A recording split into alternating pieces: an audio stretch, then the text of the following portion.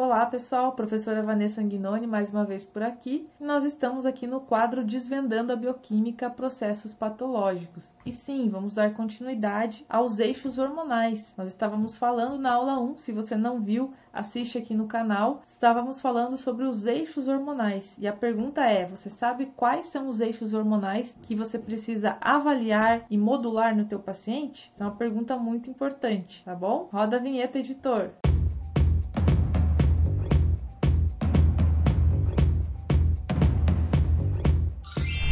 Então, gente, nós já falamos na parte 1 desta aula sobre os dois principais hormônios que inclusive são muito negligenciados, que regulam todos os eixos, que é a melatonina e a vitamina D, e falamos da adrenal, do cortisol e do DEA, que são grandes hormônios que são alterados pelo estresse. Então, a maioria das pessoas pode ter algum problema nesse eixo. Então, por isso a gente precisa conhecer. E dando continuidade hoje a esse assunto, nós vamos falar de mais dois eixos importantes que tem a ver com o metabolismo energético e em seguida vamos falar finalmente, né, do eixo hormonal feminino e do eixo hormonal masculino. E no finalzinho uma fala sobre o GH, que também é um hormônio muito importante. Acredito que esses eixos são os eixos mais importantes e esses hormônios que a gente está conversando aqui também são os hormônios mais importantes. E vocês, como profissionais de saúde, precisam saber muito sobre cada um desses eixos, tá bom? Então, eu vou colocar aqui nossa próxima historinha aqui, ó, tireoide, né? A gente já viu, então, essa parte aqui na aula 1. Estamos aqui, ó, insuficiência do T3, do T4, que são os hormônios de tireoide. Isso aqui também gera uma doença chamada hipotireoidismo. E essa doença, gente, tem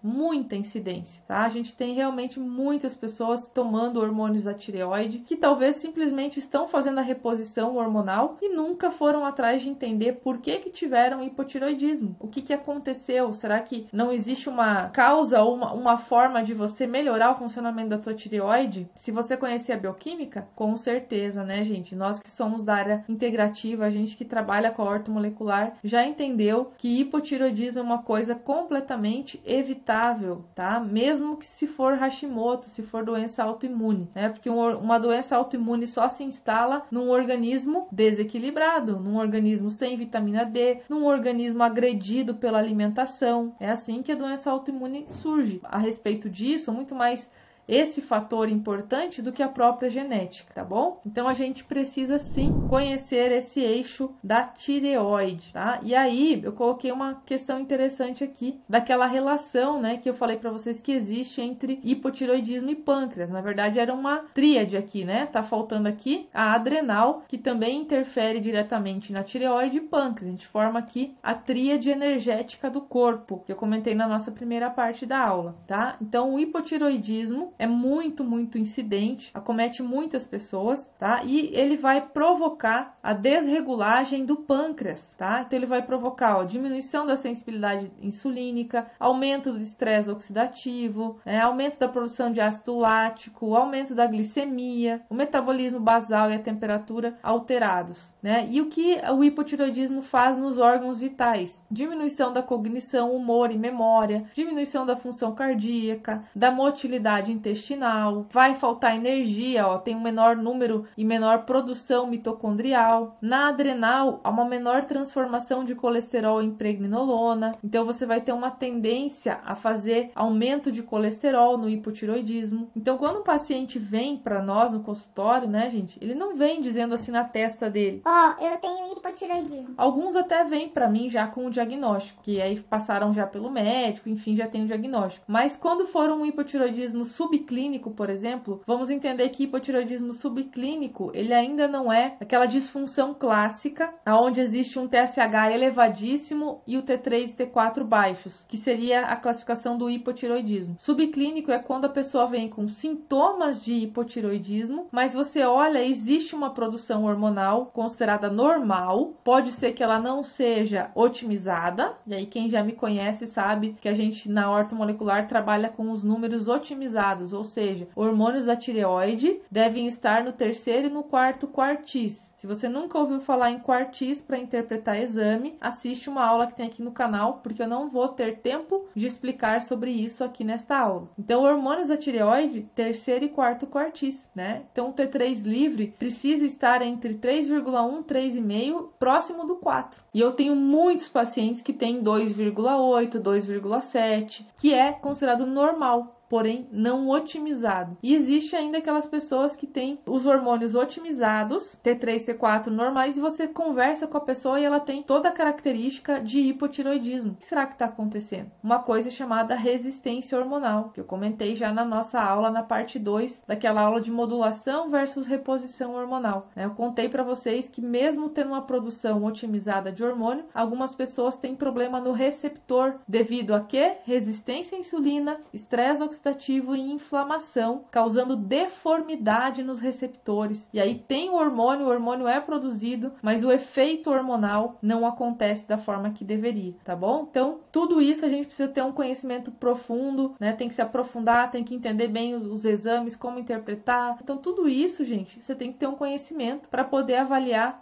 o funcionamento da tireoide do teu paciente. Não apenas esperar ele ter um diagnóstico de hipotireoidismo, ele entrar naquela disfunção clássica, esperar a pessoa adoecer para daí fazer alguma coisa, né? A gente tem na ortomolecular essa visão de sempre trabalhar de forma preventiva. Então, se eu percebo que um paciente tem esse tipo de queixa, eu já posso e já devo fazer coisas para ajudá-lo. Eu não vou esperar a tireoide dele entrar em colapso para daí eu dizer: você tem hipotireoidismo, toma esse hormônio aqui e vai para casa. Tá? Porque a tireoide dele vai continuar cada vez pior e cada vez mais ele vai precisar de altas doses de hormônio e cada vez mais o processo de doença vai continuar evoluindo, tá? E isso não é o que a medicina integrativa e a ortomolecular fazem. A gente busca as causas e interromper os processos bioquímicos de doença, tá bom? Então, hipotireoidismo afeta outros sistemas, né? Vai causar hipertensão, resistência à insulina, rigidez vascular, o vaso sanguíneo não vai funcionar direito, dislipidemia, aterosclerose, síndrome metabólica, inflamação e hiperglicemia, tá? Então, tireoide entrou em colapso, todos esses sistemas serão afetados. Próximo hormônio, insulina, né, gente? Esse aqui também, olha, campeão de audiência. Vou falar para vocês,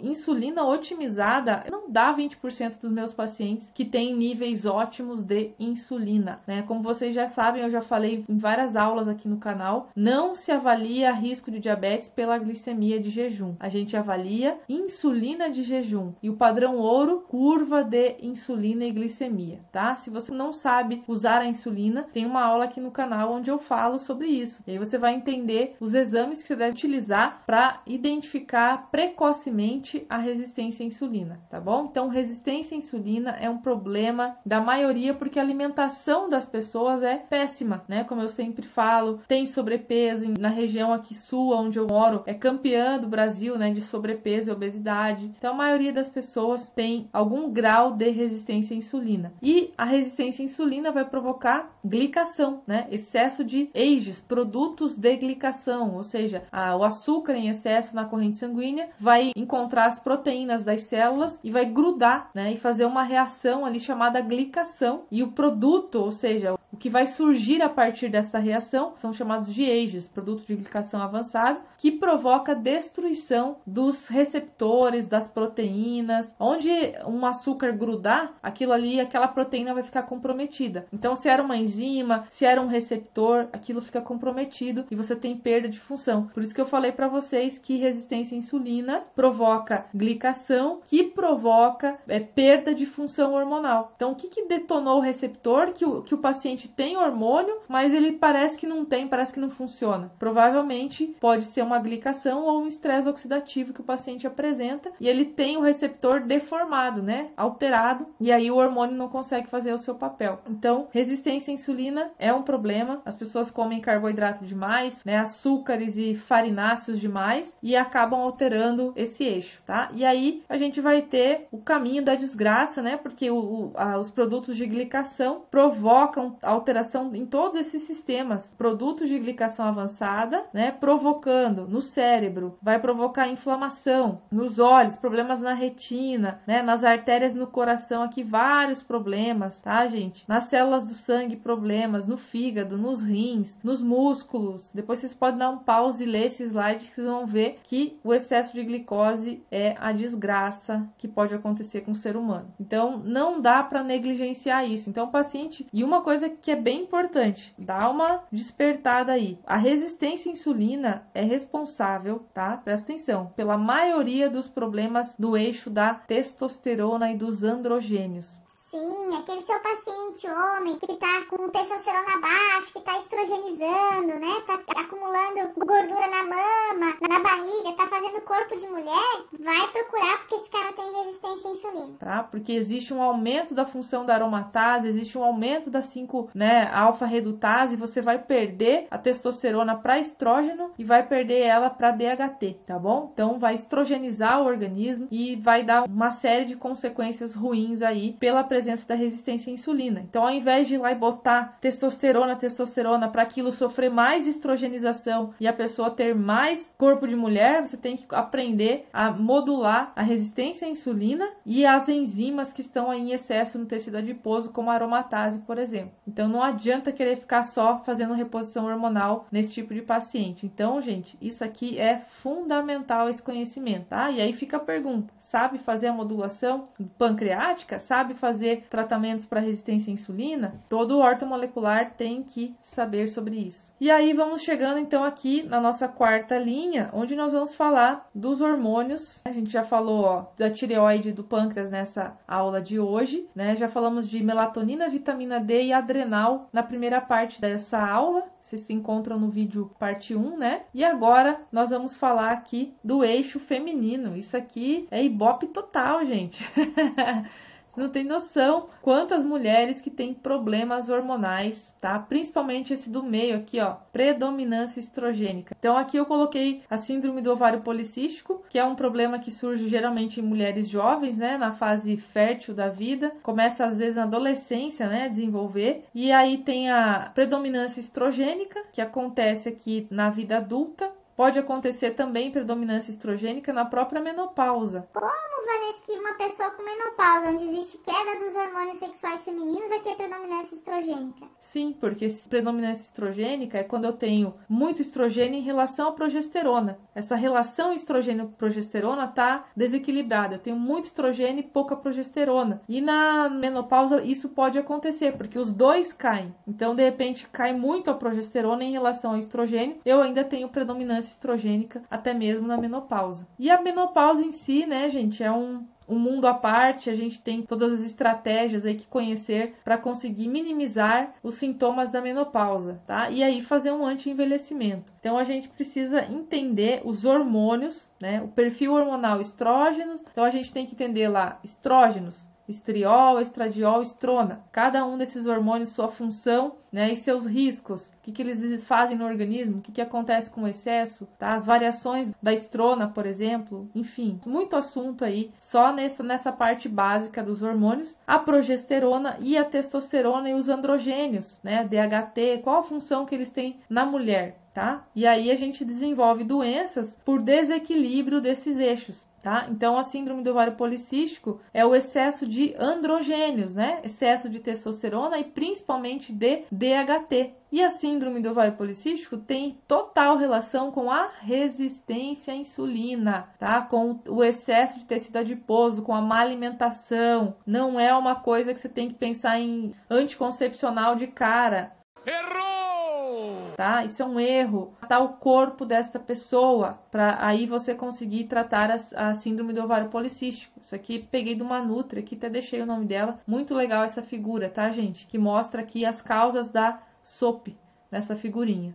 E aí nós temos então a nossa famosa predominância estrogênica. Deixei aqui para vocês entenderem, quando vocês enxergarem uma mulher com esses sintomas ou com essas doenças, com esses problemas de saúde, você já sabe que existe uma predominância estrogênica ali, que é ganho de peso, TPM, mudanças de humor, sensibilidade emocional alta, menstruação intensa, sensibilidade mamária, dores de cabeça, diminuição da libido, metabolismo lento e insônia. Tudo isso aqui pode ser consequência de uma predominância estrogênica, e aí as doenças que têm relação com predominância estrogênica: endometriose, miomas, adenomiose, hipotireoidismo, que o estrogênio é inclusive antagônico ao hormônio da tireoide, então tem isso ainda, né, gente? De repente aquela paciente que eu falei antes, que tem o hormônio, se dosa lá, tem o T3, tem o T4, mas por que não funciona? Pode ter excesso de estrógenos, né? Acabamos de ver aqui. Olha aqui, ó, estrogênio é antagônico ao hormônio da tireoide. Vai fazer o efeito oposto. Câncer de mama, câncer de ovário e câncer cervical. Então, isso aqui vai acontecer se não for percebida a predominância estrogênica aqui e não for feita alguma coisa. Então, a gente classifica, né, 12 tipos de mulheres. Com esses 3 hormônios, estrógenos, progesterona, testosterona, você pode ter 12 perfis de mulheres. Você já tinha ouvido falar sobre isso, né? Os 12 perfis de mulheres que você tem que entender através dos exames. Qual é o tipo de mulher que está ali na sua frente? Responde aqui nos comentários. Menopausa, como eu falei, tem que saber o que fazer, né? Quando a mulher tem mais sintomas vasoativos, né? Como calorões, ou se ela tem mais problemas de ansiedade, irritação, né? Para cada perfil também de mulher na menopausa existem os melhores tratamentos. Tanto eu como farmacêutica, né, trabalho com a modulação hormonal, teria a opção da reposição hormonal também neste caso. E a menopausa é um dos casos onde a reposição é bem-vinda, porque realmente você vai ter uma queda natural ou uma queda já programada pelo corpo, né? A gente já sabe que isso vai acontecer, de produção hormonal, e pode ser que as plantas deem um bom resultado, e aí ótimo, a gente vai prolongando, evitando o uso do hormônio, deixando ele como última opção, mas pode ser neste caso que somente os hormônios ajudem aquela paciente a ficar equilibrada. Então a gente precisa ter esse conhecimento de quando modular e quando repor aqui no eixo feminino. E aí a gente tem o eixo masculino, que é bem importante também, e que a gente tem a estrogenização como um problema no homem, e o estrógeno tem a sua importância, tem a ver com libido o estrógeno. Então o estrógeno no homem, o estradiol, não pode estar nem muito baixo e nem muito alto, ele tem que estar no equilíbrio dele, tá? Porque ele também é importante para o homem. Sim, não é um hormônio só feminino. O que muda entre homem e mulher são as concentrações hormonais, mas as mulheres têm todos os hormônios que os homens têm, né? E vice-versa. E aí a gente tem as nossas próprias concentrações e o organismo masculino tem as concentrações ideais para ele, mas todos têm testosterona, né, androstenediona, DHT, sulfato de DEA, e a gente precisa conhecer isso. E no homem, os problemas giram, né, em torno da baixa da testosterona, principais queixas, né? Então, uma testosterona otimizada vai manter musculatura, confiança, tem a ver com a parte mental do homem. Um homem pode ter depressão por falta de testosterona e não porque ele tem que tomar fluoxetina. Não é falta de fluoxetina, é falta de testosterona. Então, aqui a parte da confiança,